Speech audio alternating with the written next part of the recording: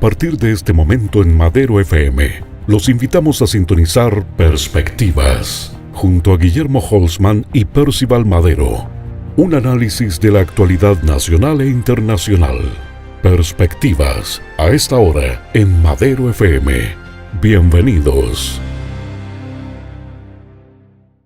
Bienvenidos, distinguidos auditores y televidentes, nuevamente en nuestro programa Perspectivas, que hacemos con nuestro distinguido amigo y colega Guillermo Holzman, a quien le agradecemos como siempre la gentileza que tiene para estar con nosotros acá en la plataforma de Madero Comunicaciones, en nuestro programa Perspectivas, y agradecerte, mi distinguido amigo, los tiempos que te haces para estar en nuestra audición nortina de nuestro programa Perspectivas. No, un agrado, Percival, como siempre, bueno, gusto saludarlos a todos ustedes, así que no, un agrado. Mira, hay un tema que es un tema internacional, pero un tema no menor en el sentido por las implicancias que tuvo este gran, acontecimiento, ocurrió hace ya casi 30 años, justamente en estos días se celebra los 30 años, de lo que ocurrió en Tiananmen, en China, hace, 30 años atrás, donde quedó una foto donde un joven chino desafía al poder soviético colocándose delante de una hilera de tanques. Y China buscaba otros aspectos, quería más libertades internas, un régimen comunista hace 30 años con una gran pobreza, que finalmente el régimen comunista de China logró, contener esa emancipación, por decirlo así. A tu juicio, ¿qué marca ese hecho? ¿Y cómo el Comité Central del Partido Comunista Chino descarta esto que ocurre, estas definiciones de cierta disidencia frente al poder chino? ¿Y qué es lo que ocurre a partir de eso? A ver, yo diría, Tiananmen implica un estertor dentro de lo que es la ola de democracia o de occidentalización que marca y está asociado ya a un proceso de desintegración de la Unión Soviética, a la caída que va a ser posteriormente del muro de Berlín. Y Tiananmen parecía ir en ello, en una protesta que aparece que no iba a ser tan masiva como el gobierno chino pensaba, y que obliga al gobierno chino a sacar la Fuerza Armada a la calle. Sí. ¿Ya? Y ahí la primera advertencia que uno debe hacer es que China, o Asia incluso en general, no se mueve por los mismos valores o elementos de Occidente. Totalmente. O sea, eso yo tengo que tenerlo claro. Lo segundo, que en el caso particular de China, desde el año 47, cuando la revolución de Mao Zedong triunfa sobre la de Chiang Kai-shek, que finalmente se va al exilio al frente, a la isla de Formosa, hoy día Taiwán, toma el poder y establece un gobierno comunista basado particularmente en el pensamiento de Marx y una interpretación más bien cultural más antes que ideológica, que es un complemento a la visión de Marx, que la coloca Mao Zedong desde el punto de vista cultural para poder justamente dominar a lo que en esos años eran 600 millones de chinos, sí. Hoy día son 1.400. Claro. ¿Ya? Entonces yo diría, hay ahí un elemento esencial donde una protesta que se transforma en masiva es inaceptable para un régimen comunista o totalitario. ¿Y qué es lo que hace? Lo que se espera que haga. Claro. Reprimirlo por la fuerza. Sí. Y todos los que estaban en Tiananmen finalmente terminan en juicio sumario, en la cárcel, o simplemente, yo diría, fusilados. Sí. Pero hay toda una represión que es coherente, y disculpe que lo diga de esta manera, pero es coherente con la lógica en Asia. Es decir, veamos lo que pasa en otros países asiáticos también. Entonces yo diría, no es extraño. Y para Tiananmen no es extraño, pero para Occidente se transforma en un hito, y se lo hace sentir a China. Es la razón por la cual China hoy día igualmente conmemora, pero aprovecha de conmemorarlo con una visión de reafirmar lo que se hizo en aquel minuto. Sí. Es decir, no hay espacio para la disidencia, porque el régimen chino, que es un partido de Estado en la práctica, sí, claro. No permite esa expresión de la disidencia. Y en otro momento de disidencia, que va a venir años, décadas después, va a ser lo que pasa en Hong Kong. Sí. Cuando se quiere, digamos, designar a las autoridades, ahí Hong Kong piensa que ellos pueden designar a quienes van a ser los que van a administrar Hong Kong luego que el Reino Unido la entrega. Exacto. ¿Ya? Entonces yo diría, hay acá, digamos, una coherencia de punto de vista del comunismo chino importante, y donde, sí, sin lugar a dudas, es decir, es muy particular, ha sobrevivido hasta el día de hoy, lo que no pasó en su minuto con la Unión Soviética. Ahora, da las casualidades también que esto de lo que ocurrió en Tiananmen, y tan de la mano y tan conjuntamente, que era el proceso de la descomposición interna en China. Esto que ocurre también tiene que ver con los gritos de libertad y particularmente de hambre que padecía la sociedad china, parecidas también a los gritos de libertad que ya había esbozado y ya tenía muy presente con el quiebre de lo que fue la Unión Soviética, casi al mismo tiempo.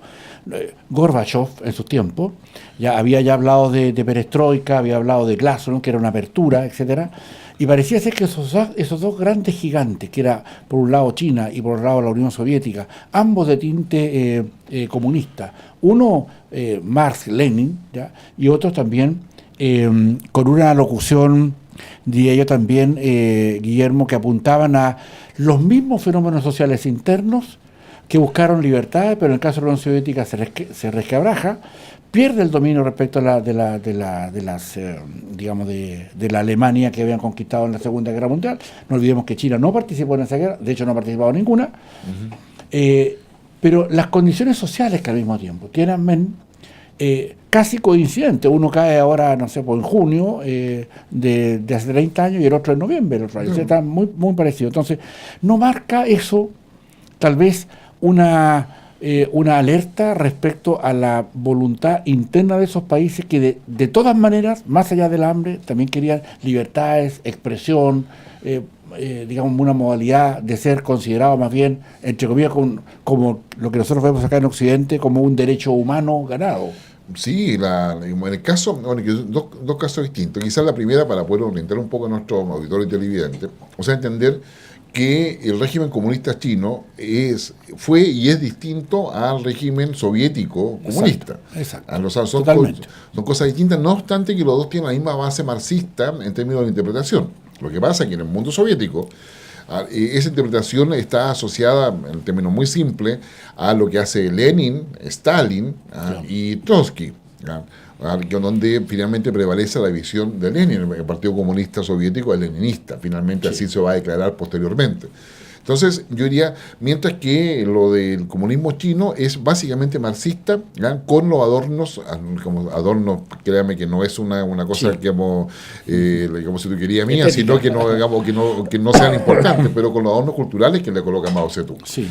Y eso hace una diferencia que es claramente relevante. De hecho, por ejemplo, la Unión Soviética nunca formalizó una alianza con China. Sí. A raíz de eso, que esto está hablando de la época de Nixon, sí, a raíz de eso, y para asegurar de que no hubiese esa alianza, finalmente Estados Unidos hace toda una estrategia, junto con algunos países europeos, para colocar a China en el Consejo de Seguridad de Naciones Unidas en los años 70. Sí.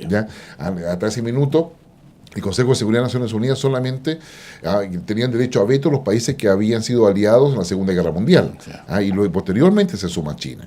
Entonces, hay una diferencia que es notable. Tanto como Gorbachev, quien impone la glasnost, que es la apertura cultural, la perestroika, que es la apertura política económica, en definitiva resulta ser insuficiente y lleva a la caída del muro de Berlín.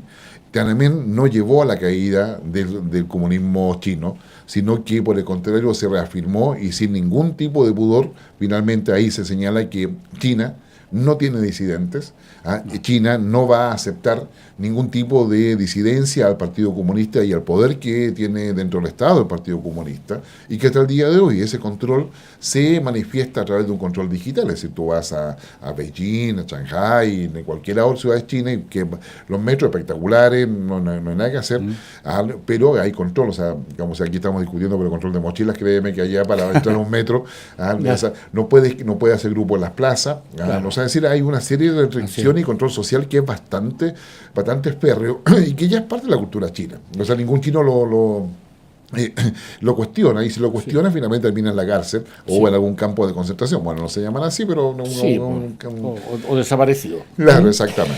Guillermo, pero ¿no te marca un asunto, digamos, que son coincidencias históricas, pero que ambos países, tanto en la descomposición de la Unión Soviética y como Rusia como cabeza, pero también en China, después de Tiananmen, el modelo, digamos, de Estado para la producción haya cambiado tan radicalmente? Porque es verdad que no hay libertades personales, es verdad que en China no hay, digamos, sindicatos, no hay gremios, no hay disidencia, no hay partidos políticos, etcétera, etcétera. Pero tuvieron que asumir una voluntad de tomar un modelo, digamos, para poder sacar de la pobreza a la gente, que tenía que ver con un modelo más bien neoliberal. Ya hace 30 años, lo que pasó con Tiananmen coincide además con la forma en que China empieza a asumir este modelo neoliberal para poder, porque Tiananmen le avisó de un conflicto social que no lo iban a solucionar solamente con la fuerza, sino que también tenían que solucionarlo con un tipo de crecimiento que le diera cierta sustentabilidad al comer de su pueblo, digamos. ¿Qué te parece? A ver, China, como muchos países de Asia, vive en torno a dinastías. Sí, claro. Y esas dinastías duran en 300, 400 años. Para que vean un poco la diferencia en lo que es con Occidente, que nosotros vivimos con cada gobierno, o con cada generación a lo más. Ellos son dinastías. Quizás el que nos puede dar un poco de explicación respecto a ello es Deng Xiaoping, que lideró China del año 78 en adelante, y que en definitiva da un poco la fórmula de lo que va a ser la visión comunista en la práctica. No en lo ideológico, en la práctica. Finalmente lo que él va a decir: lo que importa, no importa de qué color sea el gato. ¿Ya? Sino que caza ratones. Exacto. ¿Ya? Y eso tenía que ver con el hecho de que China tenía que hacerse viable para poder sacar a los chinos de la pobreza, cumplir con un objetivo comunista. Es decir, el comunismo sí saca a la gente de la pobreza, sí es capaz de generar producción, sí es y es ahí donde se produce el punto de quiebre, que hoy día Xi Jinping, el actual presidente de China, va continuando. Es decir, vamos a ser capitalistas porque somos comunistas. O sea, digamos, para entender esto, y sin tratar de hacer teoría en un programa que tiene otra connotación, digamos solamente que Marx determina de que para llegar al comunismo las sociedades, partiendo por la época feudal, Marx va mucho más atrás, pero para Marx el feudalismo pasa a capitalismo cuando se modifica el modo de producción. A modificarse el modo de producción, es decir, cómo se produce, cómo se hacen las cosas, ¿ya? Ese capitalismo va a generar desigualdad. Y esa desigualdad va a ser de tal magnitud que va a generar la lucha de clases. Al generarse la lucha de clases, va a haber una confrontación interna de tal forma de que va a poder ser posible el socialismo. Y ese socialismo, que es que el Estado es dueño de todo, ¿ya? Todo los medios de producción. Claro, va a llegar finalmente al comunismo, que es la sociedad sin Estado. ¿Ya? La Unión Soviética, digamos, pasó desde el feudalismo, digamos, al socialismo, es decir, al partido dominando, en la interpretación de Lenin, al partido dominando el Estado. ¿Ya? Pero se saltó el capitalismo. Para el comunismo chino es fundamental que se pase por el capitalismo, porque hay que aprender el modo de producción. ¿Cuál es la gracia del comunismo chino? Que dice, ok, nosotros tomamos el modo de producción capitalista, pero lo vamos a hacer al estilo comunista, sin que se produzca la contradicción interna entre rico y pobre, porque el comunismo es capaz de poder darle a todos una calidad de vida según la visión comunista que ellos tienen. Y eso es lo que están hoy día, y es la razón por la cual el partido Estado, que es China, que lo domina el Partido Comunista, finalmente ha terminado, gestionando y administrando el capitalismo. Y la globalización, o sea, es decir, hoy día es imposible imaginar la globalización sin China, no porque sea comunista, sino porque genera una demanda de productos, es decir, que es fundamental para que la globalización funcione. Es decir, China se está haciendo cargo de la demanda, y hoy día la guerra que hay es que China no solamente quiere hacerse cargo de la demanda, sino que también de la oferta. ¿Ya? O sea, la demanda y la oferta en China, digamos, la controla el Estado. Por esa razón, a raíz que el Estado chino controla la demanda y la oferta, se cuestiona la cifra económica que entrega China. ¿ya? Porque Claro. claramente el Claro. Estado controla todo. Por lo Sí, tanto, pues. si China dice que creció un 14%, el Fondo Monetario cuestiona, ¿será tan así? ¿Pero Claro. qué pasa con esto? ¿Qué pasa con la política monetaria? ¿Qué pasa acá? Y muchas veces no hay una explicación de China porque no transparenta todas las cifras. Sí. Pero es el Estado. Entonces, cuando hay un sindicato, porque existe, ¿no? Sí. Un sindicato, pero un sindicato que está a las órdenes Ah, no, del partido. del partido. Sí, claro. En las empresas, digamos, en el Huawei, que Sí. están de moda, claro, son empresarios chinos los que lo hacen, pero en el directorio hay un delegado del partido, ¿ya? Y ese tiene autoridad. Por lo tanto, y eso es lo que alega Estados Unidos, Sí. si el gobierno chino le dice a Huawei, páseme todos los datos de la gente que usted le ha vendido celulares, Claro. ¿ya? La empresa no tiene otra opción más que pasárselas. Claro. En cambio, en Estados Unidos, Donald Trump tiene que sacar una orden ejecutiva para obligar a la empresa que dejen de darle suministros a la otra. No es una orden directa. Y puede negarse. Exactamente. Y puede negarse la empresa de la información. Exactamente. Entonces hay Claro. hay una grandes diferencias donde mucho se facilita. Entonces, claro, China hoy día está en la máxima productividad porque los sindicatos no tienen ningún peso alguno, Claro. las huelgas prácticamente no existen, Sí, total. ya, por lo tanto, productividad máxima. Adam Smith jamás imaginó ese mundo Claro. donde el capitalismo podía funcionar sin esas restricciones a la productividad. Entonces, hay un tema donde nos cuesta mucho entender, ¿ya?, que un país que es comunista, marxista, de base marxista y que lo está aplicando, sea parte de quienes dominan el capitalismo y la globalización, ¿ya?, y que de alguna forma ahora no están solamente entregando la demanda, sino que imponiendo la oferta.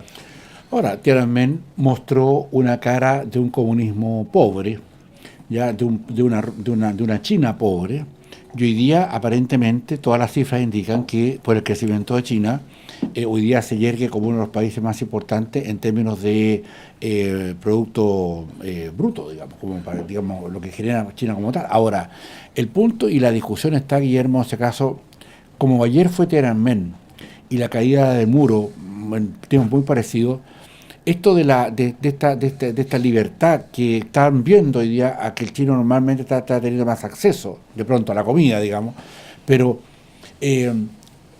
muchos colegas nuestros se preguntan si acaso eso va a ser un asunto irremediable de conducir a espacios de libertades que el comunismo no va a poder frenar. A tu juicio, ¿tiene validez no ahora, en 2 décadas más, 3 Yo décadas más? diría, conforme está actuando hoy día China, eso lo está controlando. La idea de que efectivamente las libertades occidentales iban a penetrar la sociedad china a tal punto de que iban a querer cambiar régimen, no se ve hasta ahora. ¿Hay una oposición en China? Sí, hay oposición. No, una oposición oculta, que obviamente, digamos, está en las sombras, Sí. pero es suficientemente fuerte como para poder pensar en un cambio de régimen. Hasta el minuto no. Sí. En 2 décadas no sé, pero te podría yo por lo menos decir que el control social que tiene hoy día el gobierno chino sobre las comunicaciones, sobre las reuniones, sobre las actividades sociales o políticas que puedan haber al interior de China, es muy potente. Total. Es muy fuerte. Ahora bien, eso para que nosotros lo entiendan, es decir, China no deja entrar Google, China no deja Facebook, Exacto. China no deja Uber, China no deja ninguna de las cosas que usted, yo, nosotros conocemos, digamos, como aplicación en nuestro celular. Todas esas aplicaciones tienen un espejo chino. Entonces, hay un Facebook chino, hay un WhatsApp chino, que sé yo, hay un Uber chino, que Didi, Sí, sí. qué sé yo. Todo lo que tenemos en Occidente, hay una Wikipedia china, Exacto. o sea, Wikipedia tampoco entra a China. Sí. ¿Ya? O sea, todo lo que sea, de alguna manera, asumir, digamos, lo que es occidental en China está prohibido. Está prohibido, está vedado, está limitado. Igual se pueden conectar de alguna manera, pero ya es por la vía de la excepción o por la vía de las minorías que lo pueden hacer o tienen la capacidad tecnológica para poder hacerlo. Sí. Entonces, China yo diría que es un caleidoscopio, es decir, Sí. son 5 zonas chinas relevantes, donde está el Tíbet, una de ellas, Sí. donde hay zonas que están hacia el lado de Rusia, que son más disidentes, pero donde hay campos de concentración, donde hay control sobre eso. China, por ejemplo, tiene muy controlado. China tiene musulmanes, por ejemplo. Sí. Ya los tiene totalmente controlados, al igual Sí, que no, Rusia. sí. La Federación Rusa tiene completamente controlado todo eso. Es la razón por la cual no hay ataques terroristas en Total. y cuando han habido intentos finalmente han sido castigados de manera brutal. Entonces, yo diría, hay acá una conceptualización china que a nosotros de Occidente nos cuesta mucho, digamos, entender, porque pensamos que lo que hacemos acá en Occidente pasa a ser lo mejor y se aplica a todo el mundo, y somos los más inteligentes y podemos aplicarlo a todo el mundo, pero nos encontramos con China. Ahora, dentro de todo lo que es Asia-Pacífico, todos los países de Asia, o Indo-Pacífico en general, digamos, y Asia-Pacífico, yo diría tenemos más de 70 países. O sea, para que un poco entendamos que más de la mitad del mundo está por esos lados. O sea, entonces yo diría, hay acá un tema donde China aparece como el gran benefactor, pero finalmente como el gran dominante. Y eso está obligando a China a hacer algo que antes no había hecho, a tener una capacidad militar que nunca antes había desarrollado. Entonces, ya no solamente está construyendo, ya van en el tercer portaaviones, tiene una cantidad de fragatas, no me recuerdo el número, pero son más de 80. Digamos, o sea, nosotros tenemos 5, 10, 12, no me acuerdo, pero créanme que son cantidades astronómicas para nosotros. Y digamos, una capacidad de infantería, una capacidad misilística, ha desarrollado una capacidad misilística impresionante. ¿Qué hablar de lo que ha hecho en el espacio? Tiene satélites, estaciones satelitales en órbita, que las comparte además con Rusia y con Estados Unidos. Tú sabes que en esas estaciones espaciales es donde se hacen los experimentos de nuevos metales. Exacto, no lo digo. Si tú te quedaste con la tabla periódica tradicional, claro, ¿cuáles son? Tienes que agregarle todo lo que se llaman tierras raras. Que China tiene mucho y que pretende con ello presionar incluso a Estados Unidos. Porque el desarrollo tecnológico de nuevos chips, de nuevas cosas, en definitiva depende de esas tierras raras, que tienen otra conductividad, otro tipo de propiedades o características que son muy importantes para poder tener, por ejemplo, lo que probablemente en el próximo año vamos a conocer, un teléfono flexible. ¿Ya? Por ejemplo, y si funciona igual. Ya con más cualidad y quizá con más de la que tenemos hoy día. Tierras raras que, dicho sea de paso, también tenemos acá en Chile. En la zona del Biobío y en la zona del norte hay tierras raras. Un programa que, de nuevo, como siempre nos pasa, quedamos cortos en establecer bastante más criterios respecto a este tema, que empezamos con Tiananmen, que fue como un grito de alerta respecto de una cosa que ya estaba pasando en una sociedad claramente dictatorial, digamos. Sí, y sigue siendo dictatorial por lo demás. Digamos, no nos equivoquemos en eso. O sea, una cosa es que ellos estén jugando dentro del capitalismo, pero no ha cambiado la visión dictatorial o totalitaria que es inherente a un régimen comunista. Así es, pues. Guillermo, hemos llegado al final de nuestro programa y, bueno, agradecerte la gentileza que siempre tienes de darnos tus minutos y tus tiempos para poder compartir con nuestro norte a través de nuestro programa Perspectivas de este tema. Los últimos segundos para despedirnos, por favor. No, por favor, digamos, esperemos que lo que esté pasando en la guerra entre Estados Unidos y China tenga pronto desenlace. No parece ser así, lamentablemente, pero eso va a implicar para Chile tomar decisiones muy relevantes respecto a cómo queremos seguir nuestro desarrollo y nuestra inserción en la globalización. Y ahí tenemos muchos desafíos y donde es necesario que como país nos pongamos de acuerdo. Muy bien, y será probablemente el tema que toquemos la próxima semana. Distinguidos auditores y televidentes, muchísimas gracias por su atención y los esperamos nuevamente en otro programa Perspectivas, todos los días jueves después de las noticias y con su repetición el día domingo. Muchísimas gracias por su atención.